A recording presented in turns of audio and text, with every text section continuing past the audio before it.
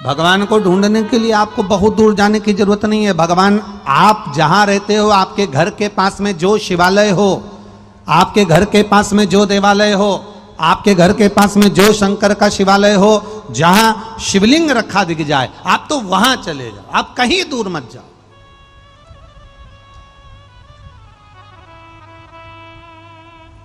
हम क्यों दूर जाएं? हमारे पास, हमारे घर के पास शिवालय है।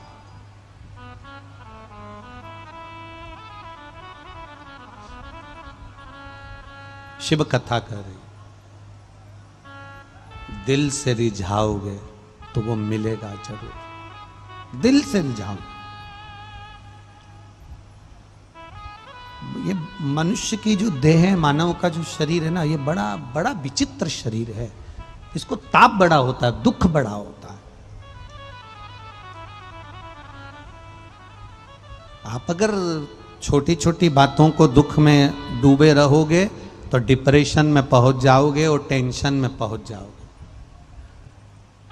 सामने कितना भी बड़ा दुख क्यों ना हो तो भी चेहरे पर स्माइल रखना, चेहरे पर प्रसन्नता रखना, तो दुख भी कम हो जाएगा और कट भी जल्दी जाएगा। होता है ऐसा नहीं कि दुख नहीं आता, दुख अच्छे से अच्छा महाराज कितना भी बड़ा कथाकार हो, कितना बड़ा भी संत हो, कितना बड़ा भी साधु हो, कितना बड़ा भी सन्यासी हो, कितना बड़ा भी तपस्वी हो, कितना बड़ा भी साधक हो, ऐसा कोई पैदा नहीं हुआ संसार में जिसके जीवन में दुख नहीं आया। भगवान राम भी अगर पृथ्वी पर आए तो उनकी जिंदगी में भी दुख आया। भगवान कृष्ण भी अगर पृथ्वी पर आए तो उनकी जिंदगी में भी दुख आया। कारागार में जन्म लेना पड़ा, माँ के पास यशोदा जी के घर गए, वहां से द्वारका गए और अपने ही परिवार वाले शिशुपाल जैसे गाली बकने वाले बुआ के छोरे मिल गए, खुद के अपने मिल गए। मेरे राम जी महाराज के जीवन में दुखाया कि कई माता ने वन भेज दिया, 14 वर्ष का वनवास काटा, दर दर भटके।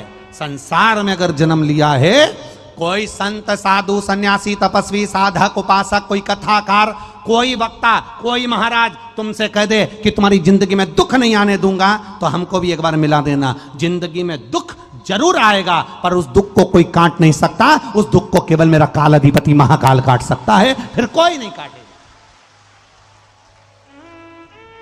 कोई तुमसे कि हमारे पास में आओ, हम तुम्हारे हाथ में ऐसी बेल बांध देंगे तुम्हारा दुख कट जाएगा, हम तुम्हें ऐसी भभूति दे देंगे तुम्हारा दुख कट जाएगा, हम तुम्हें यह बता देंगे इससे दुख कट जाएगा। ना ना ना ना, दुख एक ही जगह कट सकता है, तेरे मंदिर में आना मेरा काम है और मेरी बिगड़ी बनाना तेरा काम है। उसके दरवाजे जाते रहो, उसकी चौखट पर जाते रहो, उसके द्वार जाते रहो, उसको एक लोटा जल चढ़ाते रहो। अपने घर का एक लोटा जल जब हम महादेव को लेकर जाते हैं, हमारे रसोई घर में हम छोटा सा रसोई घर है, छोटा सा मटका है, छोटी सी टंकी है, थोड़ा सा पानी है। घर में रोज प्रतिदिन कितना क्लेश होता है, हमारे घर में कितनी बीमारियां हैं, हमारे घर में कितना दुख है, हमारे घर में कितनी तकलीफ है, ये पूरे घर के लोगों को मालूम है। और दूसरा, हमारे घर में जो पानी भरने का मटका होता है, हमारे घर में जो पानी की टंकी होती है, हमारे घर में जो जल रखा जाता है, उस परिंडे को, उस मटके को, उस हंडे को मालूम है कि तुम्हारे घर में कितना तकलीफ, कितना कष्ट, कितना क्लेश, कितना दुख है। इसलिए मंदिर का जल उठाकर मंदिर के जल को शंकर पर मत चढ़ाओ, अपने घर से लोटा भर के जल लेकर जाओ, क्योंकि हमारे घर के जल को ये मालूम है कि इस परिवार को कितना दुख है। जब ये जल हमारे घर का शंकर जी को चढ़ेगा तो शंकर जी को मालूम पड़ेगा। वो जल भी शिव से कहेगा कि इसकी यहाँ ये तकलीफ है, ये जल भी शंकर से कहेगा कि इसको इतना कष्ट है। वो जल हमारी बात महादेव तक कह पहुंचा सकता है, वो जल हमारी बात महादेव से कह सकता है। आप अपने दिल की बात जल के माध्यम से ही तो शिव से कह रहे हो। सारी समस्या का हल एक लोटा जल। आप अपने देवाधिदेव महादेव से अपने मन की एक पत्र आया देख,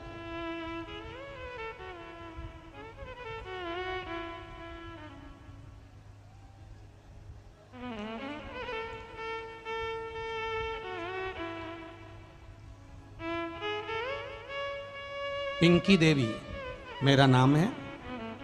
मैं बिहार के तो नाम इतने विचित्र विचित्र हैं कि पढ़ने में ना आते। बिहार के जमुई, ठीक है, हाँ बस ठीक, तुम समझ जाना, हो गलती हो तो तुम देख लेना। बिहार के जमुई जिला की निवासी हूं। कहीं बैठी हैं पिंकी देवी जी? कहीं बैठी हो पिंकी देवी जी? मैं बिहार के जमुई जिला की निवासी हूं। दोनों हाथ ऐसे हिला दो। हाँ ठीक है, दिख गए हो। हाँ ऐसे हिला दो। एक तो तुमने ये तख्ती देखे, ये जो तख्ती है ना इतनी कल्ली, इसमें ये लगाने का, तो हमको हमारी एग्जाम याद दिला दी। हम ही छोटे छोटे थे तो वो टाट पट्टी पे बैठते थे और ये तख्ती हमारी माँ से कहते थे, मम्मी से, माता जी से, हमको तख्ती दिला दो। उस समय इतनी कहाँ धन दौलत था, कहाँ इतना पैसा था कि तख्ती भी मिल जाए। तो पुश्ता होता था, पुश्ता, खोका पुश्ता, तो वो पुश्ता लेकर जाते थे और उस पुश्ते पे रख के अपनी एग्जाम दिया करते थे। आज आपने याद दिलाई, उसके लिए बहुत बहुत साधुवाद। आपने लिखा है पिंकी देवी जी, मैं बिहार के जमुई जिला का निवासी हूं। शिव महापुराण कथा 2020 से सुन रही हूं। गुरुजी, मेरे पिछले कई वर्षों से गठिया रोग था, कई साल हो गए थे, सारे डॉक्टरों को दिखाया पर गठिया समाप्त नहीं हुआ। पूरा शरीर अकड़ जाता था, पूरे शरीर से काम नहीं बनता था और पड़ी रहते। बड़ी तकलीफ में जीवन निकला और गठिया का रोग समाप्त नहीं हुआ। तब किसी के कहने पर एक बार टीवी पर शिव महापुराण की कथा श्रवण करी और 1 लोटा जल महादेव को चढ़ाना प्रारंभ करा। पशुपतिनाथ का व्रत करना प्रारंभ करा। जल चढ़ाती, बेलपत्र चढ़ाती, एक बेलपत्र उठाकर लाकर मंदिर में ही आपने कहा था शंकर भगवान का दर्शन करते हुए खाना। मैंने खाना चालू करा। बाबा की कृपा से आज दवाइयाँ खत्म हो गई और मेरा गठिया का रोग ठीक हो गया। मैं बाबा को प्रणाम करने आई। यह शिव तत्व है।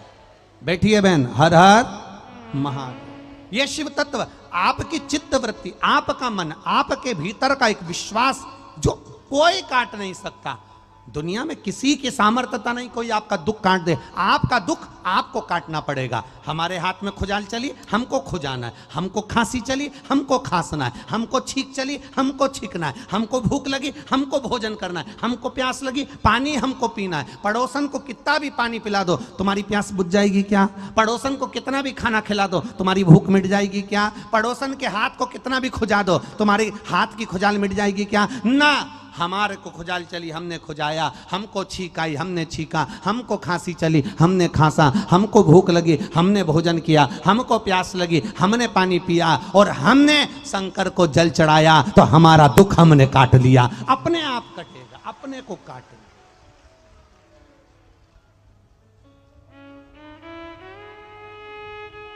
अपने दुख को अपने आप काटे। सियोर वाला महाराज आकर तुम्हारे घर में नहीं बैठेगा और ना सियोर वाला महाराज तुम्हारे दुख को काटेगा।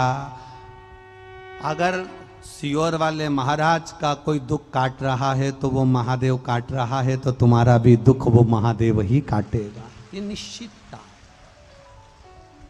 ये निश्चित।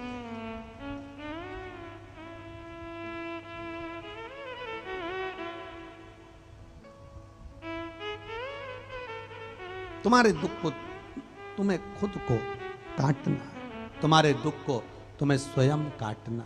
किसी की सामर्थ्यता नहीं है, किसी की सामर्थ्यता, किसी की, आप स्वयं काटिए।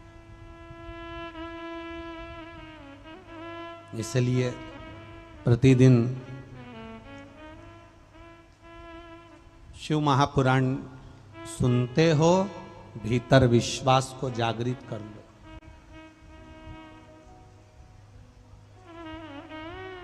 ब्रह्मलोक जाकर कोई ब्रह्मा जी से नहीं कहेगा कि मेरा दुख काट दो। देवलोक जाकर कोई देवताओं से नहीं कहेंगे कि मेरा दुख काट दो।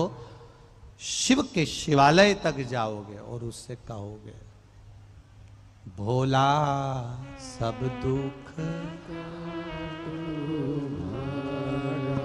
ओ सब दुख काटो।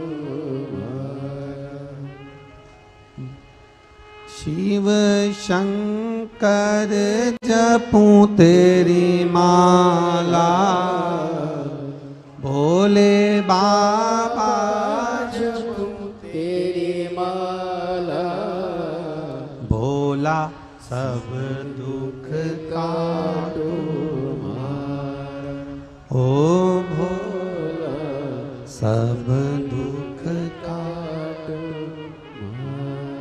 चेहरे पर प्रसन्नता रखो। आप में इतने लोग बैठे हैं और इतने लोग आस्था चैनल पर कथा सुन रहे हैं, इतने लोग फेसबुक यूट्यूब पर कथा सुन रहे हैं, इतने लोग आस्था चैनल पर फेसबुक यूट्यूब पर और पंडाल में बैठकर कथा सुन रहे हो। ईमानदारी से बोलना, जब दुख आता है ना, लोग सब कुछ करके देखते हैं।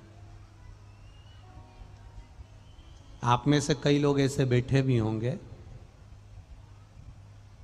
दुख आया ना तो आप लोगों ने सब कुछ करके देखा। कमरे का फर्नीचर बदल कर देख लिया, कमरे में कांच लगा था, दर्पण, किसी ने कह दिया ये कांच से ही तुमको तकलीफ आ रही है, कांच पे अखबार लपेट दिया। दुख समाप्त हुआ क्या? दुखी हुए, परेशान हुए, सब दूर गए। ऐसा कोई दरवाजा नहीं था जहां तुम नहीं गए होगे, हर जगह गए, प्रत्येक जगह। सब दूर फिरने के बाद में फिर किसी ने कहा कि तुम वहाँ चले जाओ और वहाँ जाकर अपनी जो है कुछ भाव से व्यक्त करो। तो तुमने नग भी बदले, अंगूठियाँ भी बदली, सब अपनी पोथी पाने भी खोले गए, और बचा कुचा था तो अपने घर का बाथरूम बदल दिया, किचन बदल दिया, रसोई घर बदल दिया। बचा कुचा था, किसी ने कहा कि तुम्हारी गाड़ी जब से ली है तब से तुम तकलीफ में हो, तो उन्होंने गाड़ी भी बेच दी। किसी ने कहा इस मकान में रह रहे हो तब से तकलीफ में हो, इसलिए कोई ने आपका मकान तक बदलवा दिया, मकान तक बदल दिया।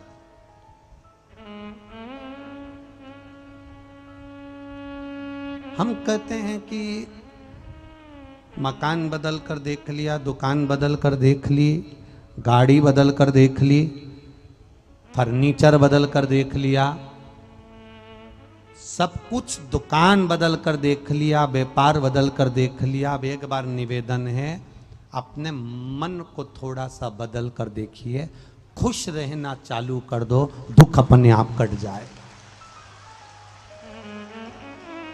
आप थोड़ा खुश रहना चालू करो, आप थोड़ा प्रसन्न रहना चालू करो, और आप जितना प्रसन्न रहना चालू करोगे, जितना खुश रहना चालू करोगे, जितनी प्रसन्नता, जितना आनंदता आपके भीतर आती चली जाएगी।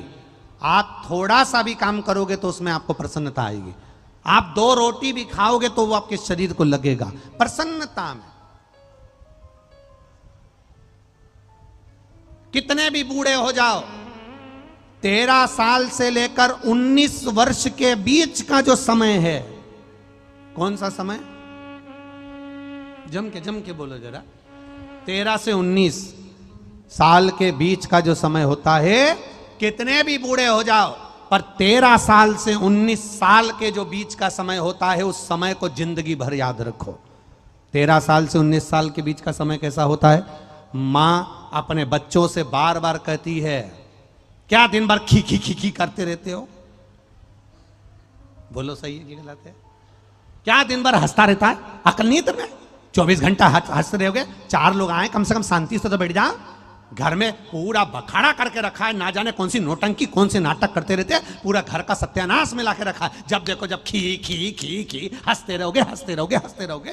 13 से 19 साल की जो उम्र होती है, इसमें कोई बात नहीं होती। बैठे हैं बच्चे तो भी आपस में, तो भी मुस्कुरा रहे, तो भी हंस रहा है, और कुछ भी हो रहा, कोई रो भी रहा तो ये 13 से 19 साल।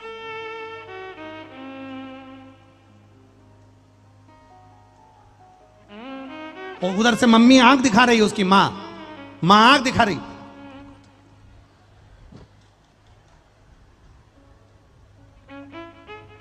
बस 1 मिनट अगर मां की आंख देखकर चुप हो गया ना, दूसरी बार में तुम से खसक जाएगा और फिर छोटे भाई के पास जाके बैठ के फिर चालू। फिर मां ने कहा क्या है ये बदतमीजपना, क्या है?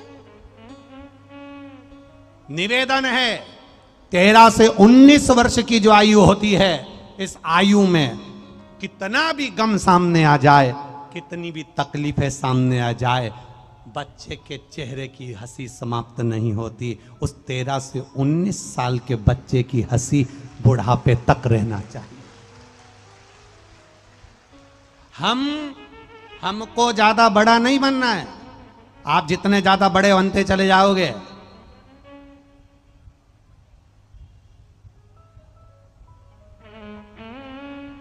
बड़े बनने पर 3 चीजें चली जाती हैं। एक चेहरे की हंसी,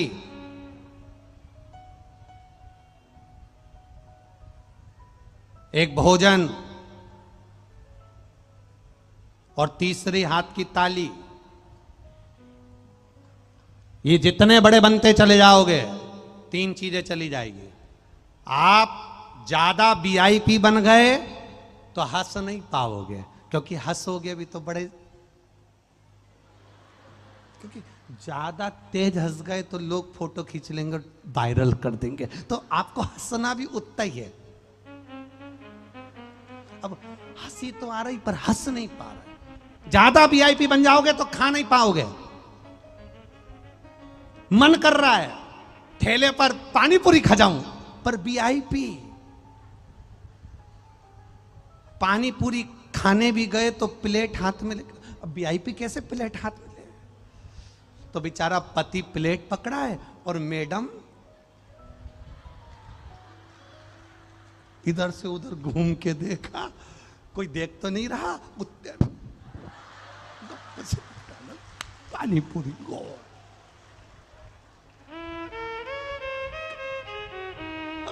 ज्यादा वीआईपी बन जाओ तो ना हंस सकते हो, ना बोलो बोलो बोलो जम के खा सकते हो, और ज्यादा वीआईपी बन जाओ तो ना ताली बजा सकते। भजन में भी बैठे ना कोई वीआईपी कुर्सी मुर्सी लगा के, सुंदरकांड हो रहा, रामायण हो रही, गीता हो रही, कोई फंक्शन हो रहा, कथा हो रही, और कोई वीआईपी बैठ जाए तो जब कोई हंसी की या ताली बजाने की बात आए तो ताली भी। और जो वीआईपी है ही नहीं वो तो आराम से बजा रहे, चल खच मारा, अब उसके सोचे ही नहीं तो कहा करना लगे।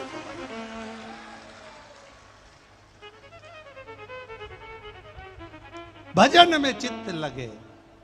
भगवान भोलेनाथ जी से कहना हमको वीआईपी मत बनाना, हमको अगर बनाना, हे देवघर वाले, ए देवघर वाले, ओ देवघर वाले, अगर हमें बनाना तो तेरे चरणों का दास बना लेना, बस और कुछ नहीं चाहिए। बहुत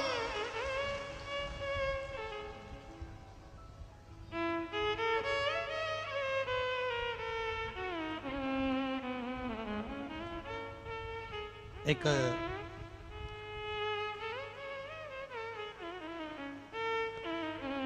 यहां गोस्वामी परिवार के साथ में एक संस्था लगी हुई है, शिव सेवा समिति। वो शिव सेवा समिति का काम एक ही है, देवघर जितने भी लोग कावड़ लेकर जाते हैं या कावड़ भरने जाते हैं उनकी व्यवस्था करना, भोजन कराना, सेवा करना।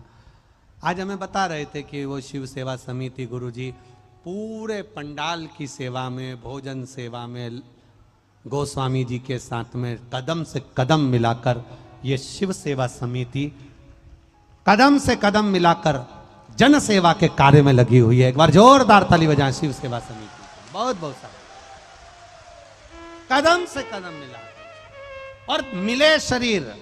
बाबा से बस इतना निवेदन, मिले शरीर तो इस शरीर से कोई अच्छा कार्य हो जाए, इस शरीर से कोई भगवत भजन हो जाए, इस शरीर से कोई अच्छा कार्य हो जाए। बहुत बाबा देव अधिदेव महादेव से अपने मन की बात करते हुए शिव कथा कर रही है। कोई आए ना आए, कोई कहे ना कहे, शिव जो करता है वो साधारण नहीं करता। नंदीश्वर शिव महापुराण की कथा कहती है, सबसे पहली दुर्वा, सबसे पहली दुर्वा हरी घास गणेश जी को किसने समर्पित करी थी? सबसे पहली दुर्वा।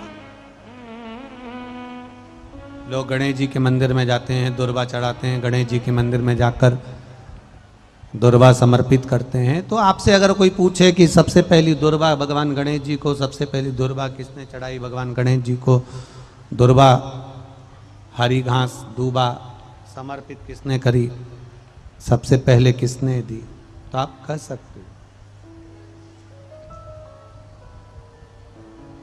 आपको कल कथा में कहा था, कल कथा में वर्णन किया था आप लोगों को कि शिव नंदी को अपना गुरु भी माने हैं, नंदी को अपना मित्र भी माने हैं, नंदी को अपना पुत्र भी माने हैं, नंदी को अपना सखा भी माने हैं, नंदी को अपना गण भी माने हैं। नंदी को सर्वस्व माना है मेरे देवादिदेव महादेव। एक बार भगवान शिव और माता पार्वती और भोलेनाथ दोनों बैठकर चौसर खेल रहे हैं। चौसर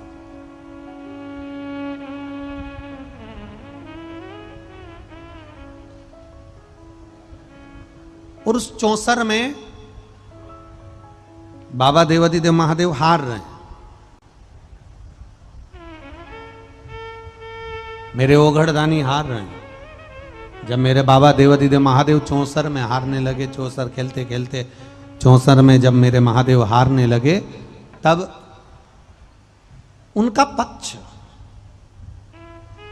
नंदीश्वर ने ले लिया।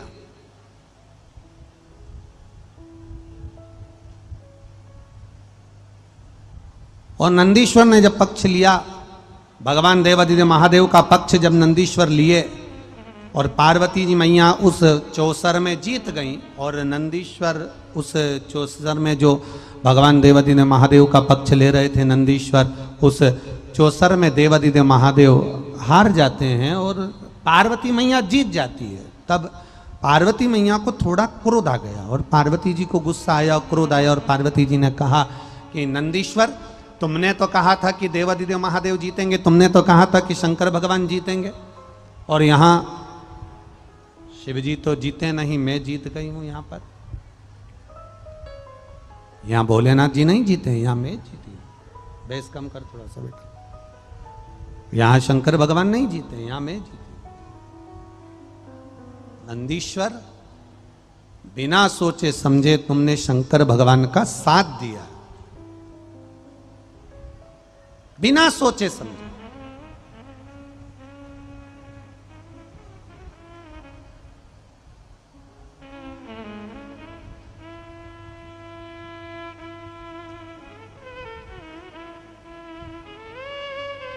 पार्वती जी ने नंदी को श्राप दे दिया।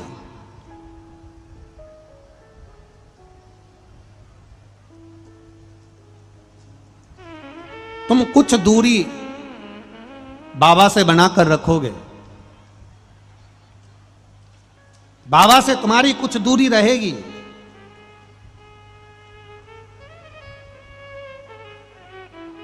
कभी शंकर भगवान के मंदिर में जाकर दर्शन करिएगा, कभी शिवलिंग का दर्शन करिएगा। जहां बिल्कुल शिवलिंग विराजमान है या जलाधारी विराजमान है या शिवलिंग जहां पर विराजा हुआ है, बिल्कुल उससे चिपक कर गणेश जी वाले बैठ जाएंगे, पार्वती जी वाले बैठ जाएंगी, षडानंद कार्तिकेय जी बैठ जाएंगे, पर बिल्कुल चिपक कर श्री नंदीश्वर नहीं बैठेंगे। महाराज चिपक कर बिल्कुल नंदीश्वर नहीं बैठेंगे। थोड़ी सी दूरी नंदीश्वर में होगी, थोड़ी सी दूरी।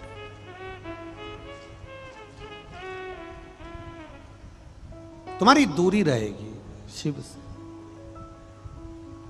पर देवाधिदेव महादेव के चरणों में नंदीश्वर जाकर बैठे और नंदीश्वर ने कहा भगवान शंकर से, नंदीश्वर बोले भगवान शिव से, नंदीश्वर भगवान शंकर से कहते हैं प्रभु मुझे श्राप लगा, मैं जानता हूं कि मुझे श्राप लग गया है, मैं मान रहा हूं कि मुझे श्राप लग गया है, पर निवेदन केवल इतना सा है कि मैं आपसे दूरी बना लूंगा चल जाएगा, पर मैं श्रापित होकर आपके पास में बैठूं ये श्रेष्ठता नहीं है।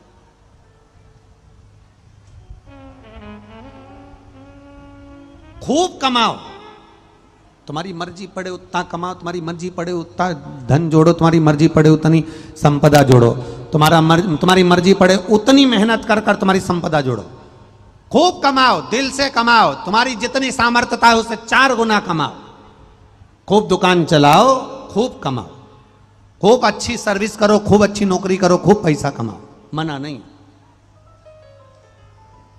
शिव महापुराण की कथा करो, भगवान शंकर का संवाद कर रहा, शिव कथा कर रही है, शंकर भगवान की कथा कर रही है, खूब कमाओ।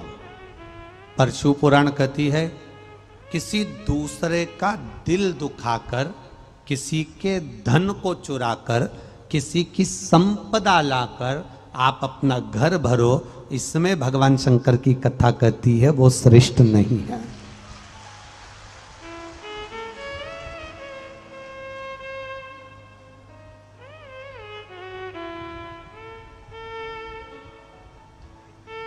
उसमें श्रेष्ठता नहीं है। आप कमाओ, मना नहीं, पर किसी का दिल दुखाकर, किसी को कष्ट देकर, किसी को परेशानी देकर, किसी को दुख देकर, किसी को परेशानी देकर, किसी को कष्ट देकर ना करो। एक लाइन आप लोग भजन की गुनगुनाते हो, भला किसी का कर ना सको तो बुरा किसी का मत करना, फूल नहीं बन सकते तो कांटे बनकर मत रहो। आप अच्छा कर सकते हो ये आपके ऊपर है, अच्छा नहीं कर सकते तो शांति बनाकर रखो। गोस्वामी परिवार ये कथा करवा रहा है, शिव सेवा समिति इसमें सहयोग कर रही है, और भी लोग इसमें सहयोग कर रहे हैं। बन सके अपने नगर में, अपने गांव में, अपने क्षेत्र में, अपने खेड़े में, अपने खेड़े में, अपने गांव में, अपने क्षेत्र में अगर कथा हो रही है, बन सके जितना बन सके उतनी सेवा करो। सेवा करोगे उसका फल मिलेगा जरूर, क्योंकि अपने क्षेत्र की कथा, जितना बन सके उतना सेवा, जितना बन सके उतनी सेवा प्रदान करिए, जितना बन सकता है। खोट ना निकालिए। नंदी कह रहे हैं कि मैं आपके पास में रुकूंगा, नंदी कह रहे हैं मैं आपके सामने रहूंगा, नंदी कह रहे हैं मैं आपके पास में रहूंगा, पर दिक्कत केवल इतनी सी है कि मैं श्रापित होकर आपके पास में रहूं, यह श्रेष्ठता नहीं है। मैं आपके पास रहूं यह मना नहीं है, पर मैं श्रापित होकर आपके पास में रहूं यह श्रेष्ठ नहीं।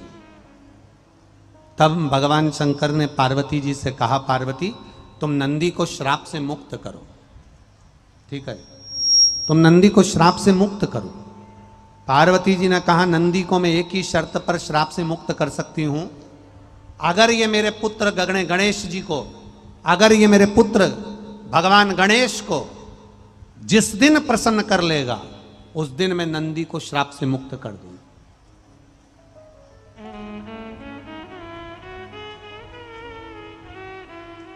अगर ये नंदी मेरे पुत्र गणेश जी को प्रसन्न कर लेगा तो मैं इसको श्राप से मुक्त कर दूंगी। ये माता पार्वती जी कह रही हैं। भगवान शंकर ने नंदी को बुलाकर कहा कि जो गणेश जी को प्रिय है तुम उस सेवा में लग जाओ।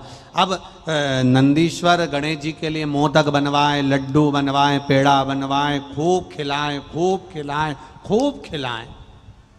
अब गणेश जी भी खाए खाए अच्छे जोरदार हो गए, पर प्रसन्न नहीं हुए, उनसे प्रसन्नता नहीं है।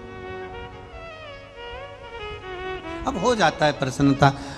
दो मित्र थे, एक का नाम था रामू, दूसरे का नाम था श्यामू। क्या नाम था? जम के बोलो, दो मित्रों के नाम क्या थे? रामू और श्यामू। अब दोनों मित्र रामू और श्यामू, इन दोनों को मीठा